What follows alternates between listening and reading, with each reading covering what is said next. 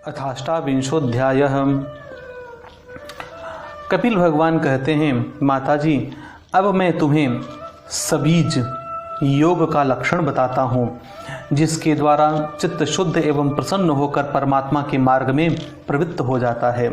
यथाशक्ति शास्त्र विहित स्वधर्म का पालन करना तथा शास्त्र विरुद्ध आचरण का परित्याग करना, प्रारब्ध के अनुसार जो कुछ मिल जाए उसी में संतुष्ट रहना, आत्मज्ञानियों के चरणों की पूजा करना, विषय वासनाओं को बढ़ाने वाले कर्मों से दूर रहना, संसार बंधन से छुड़ाने वाले धर्मों में प्रेम करना, पवित्र और परिमित भोजन करना, निरंतर एकांत और निर्भय स्थान में रहना, मन, वाणी और शरीर से किसी जीव को न सताना, सत्य बोलना, चोरी न करना, आवश्यकता से अधिक वस्तुओं का संग्रह न करना, ब्रह्मचर्य का पालन करना, तपस्या करना, धर्म पालन के लिए कष्ट सहना, बाहर भीतर से पवित्र रहना, शास्त्रों का अध्ययन करना, भगवान की पूजा करना, वाणी का संयम करना, उत्तम आसनों का अभ्यास करके स्थिरता पूर्वक बैठना, धीरे धीरे प्राणायाम के द्वारा श्वास को जीतना, इंद्रियों को मन के द्वारा विषयों से हटाकर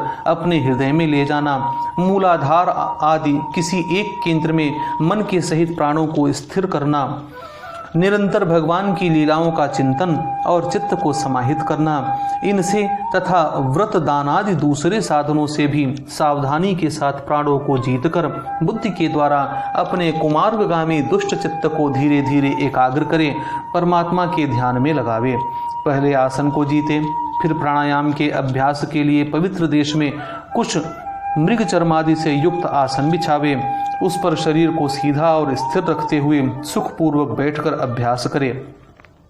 आरंभ में बाएं नासिका से पूरक, कुंभक और रेचक करें, फिर इसके विपरीत दाहिनी नासिका से प्राणायाम करके प्राण के मार्ग का शोधन करें, जिससे चित्त स्थिर और निश्चल हो जाए।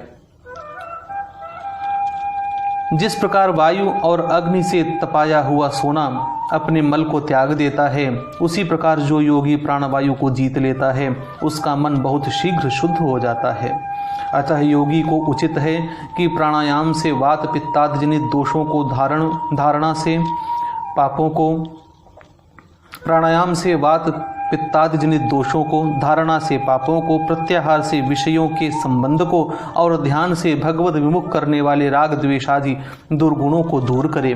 जब योग का अभ्यास करते करते चित्त निर्मल और एकाग्र हो जाए, तब नासिका के अग्रभाग में दृष्टि जमाकर इस प्रकार भगवान की मूर्ति का ध्यान करें। भगवान का मुख कमल आनंद से प्रफुल्ल है, नेत्र कमल कोश के समान रत्नारे हैं, शरीर नील कमल के समान श्याम है, हाथों में शंख चक्र और गदा धारण किए हैं, कमल की केसर के समान पीला रेशमी वस्त्र लहरा रहा है, वक्षस्थल में श्रीवत्स चिन्ह है और गले में कौस्तुभमणि झिलमिला रही है। वनमाला चरणों तक लटकी हुई है, जिसके चारों ओर भौरे सुगंध से मतवाले होकर मधुर गुंजार कर रहे हैं। अंग प्रत्यंग में महामूल्य हार, कंकड़, किरीट, भुजबंद और नूपुर आदि आभूषण विराजमान हैं। कमर में करधनी की लड़ियां उसकी शोभा बढ़ा रही हैं। भक्तों के हृदय कमल ही उनके आसन हैं। उनका दर्शनीय श्याम सुंदर स्वरूप अत्यंत शांत एवं मन और नयनों को आनंदित करने वाला है। उनकी अति सुंदर किशोर अवस्था है। वे भक्तों पर कृपा करने के लिए आतुर हो रहे हैं। बड़ी मनोहर झांकी है। भगवान सदा संपूर्ण लोकों से वंदित हैं। उनका पवित्र यश परम कीर्तनीय है और वे राजा बल आदि परम यशस्वियों के भी यश को बढ़ाने वाले हैं। इस प्रकार श्री नारायण देव का संपूर्ण अंगों के सहित तब तक ध्यान करें जब तक चित्त वहां से हटे नहीं। भगवान की लीलाएं बड़ी दर्शनीय हैं। अतः अपनी रुचि के अनुसार खड़े हुए, चलते हुए, बैठे हुए, पौधे हुए अथवा अंतर्यामी रूप में स्थित हुए उनके स्वरूप का विशुद्ध भाव युक्त चित्त से चिंतन करें। इस प्रकार योगी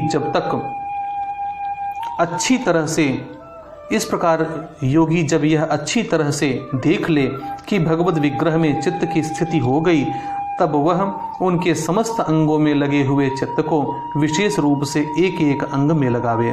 भगवान के चरण कमलों का ध्यान करना चाहिए। वे वज्र, अंकुश, ध्वजा और कमल के मंगलमय चिन्हों से युक्त हैं तथा अपने उभरे हुए लाल लाल शोभा में चंद्र नख नखचंद्र मंडल की चंद्रिका से ध्यान करने वालों के हृदय के अज्ञान रूप घोर अंधकार को दूर कर देते हैं। इन्हीं की धोवन से नदियों में श्रेष्ठ श्री गंगा जी प्रकट हुई थीं, जिनके पवित्र जल को मस्तक पर धारण करने के कारण स्वयं मंगल रूप श्री महादेव जी और भी अधिक मंगलमय हो गए। ये अपना ध्यान करने वालों के पाप रूप पर्वतों पर छोड़े हुए इंद्र के वज्र के समान हैं। भगवान के इन चरण कमलों का चिरकाल तक चिंतन करें।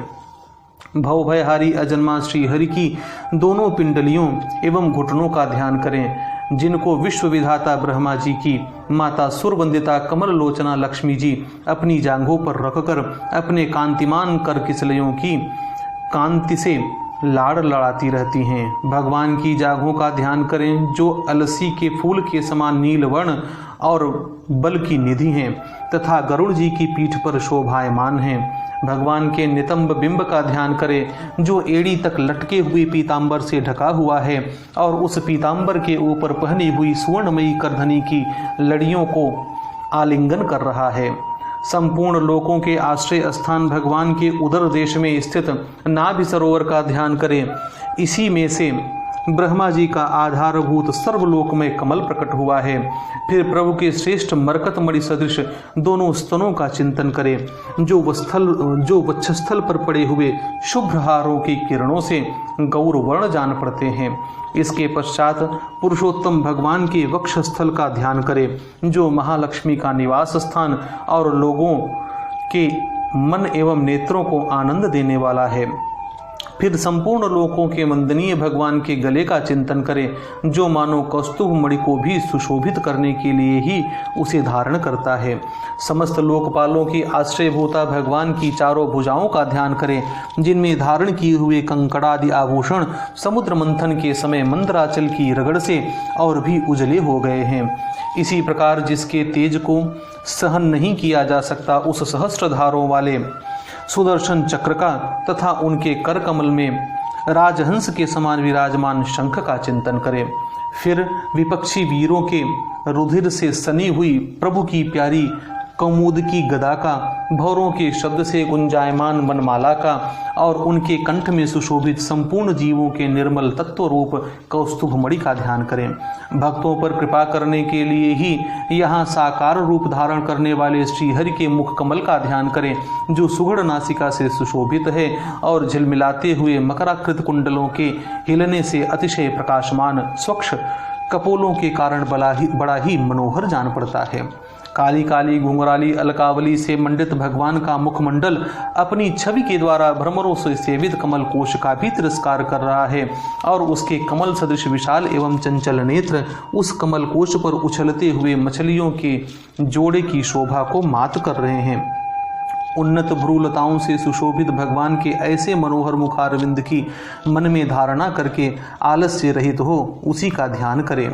हृदय गुहा में चिरकाल तक भक्ति भाव से भगवान के नेत्रों की चितवन का ध्यान करना चाहिए, जो कृपा से और प्रेम भरी मुस्कान से क्षण क्षण अधिकाधिक बढ़ती रहती है, विपुल प्रसाद की वर्षा करती रहती है और भक्तजनों के अत्यंत घोर तीनों तापों को शांत करने के लिए ही प्रकट हुई है।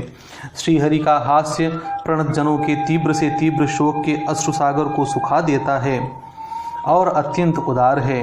मुनियों के हित के लिए कामदेव को मोहित करने के लिए ही अपनी माया से श्रीहरि ने अपने भ्रूमंडल को बनाया है, उनका ध्यान करना चाहिए।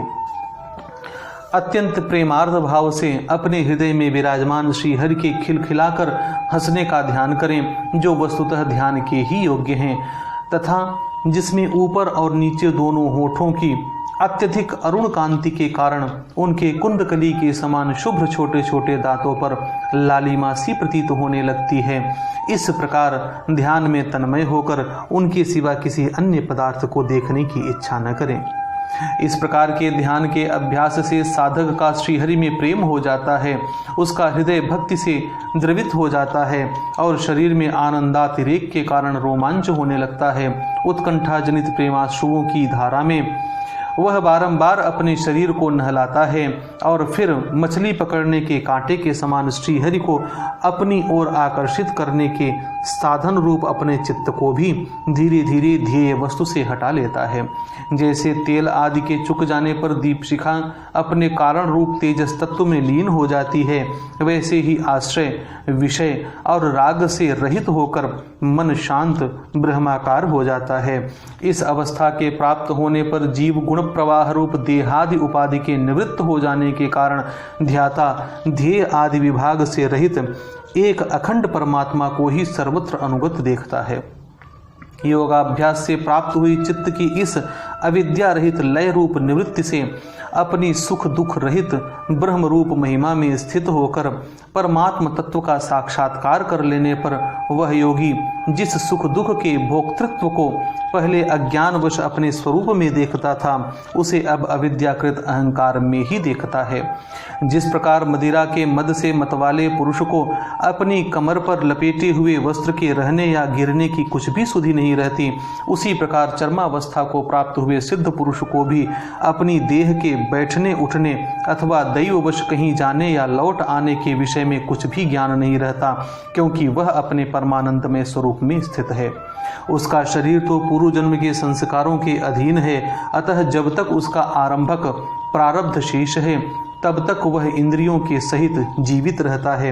किंतु जिसे समाधि पर्यंत योग की स्थिति प्राप्त हो गई है और जिसने परमात्म तत्व को भी भली भांति जान लिया है, वह सिद्ध पुरुष पुत्र कलत्रादि के सहित इस शरीर को स्वप्न में प्रतीत होने वाले शरीरों के समान फिर स्वीकार नहीं करता, फिर उसमें अहंता ममता नहीं करता।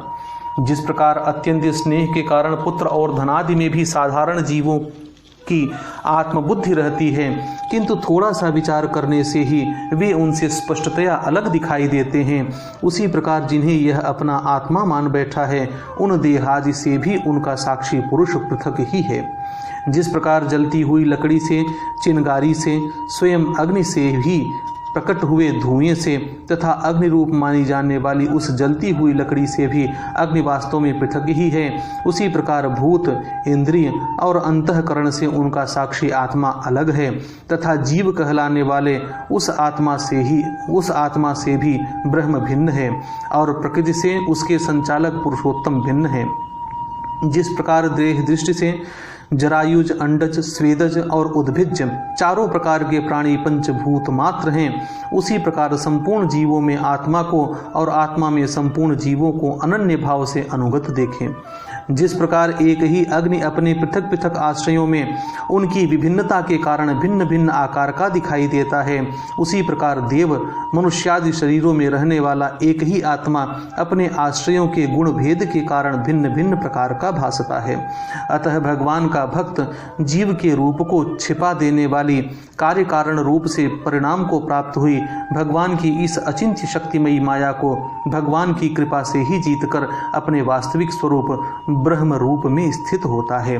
जय जय श्रीमद्भागवते महापुराणे पारमहंस्यां संहितायां तृतीय स्कंधे कापिलेये साधनानुष्ठानं नामाष्टाविंशोऽध्यायः।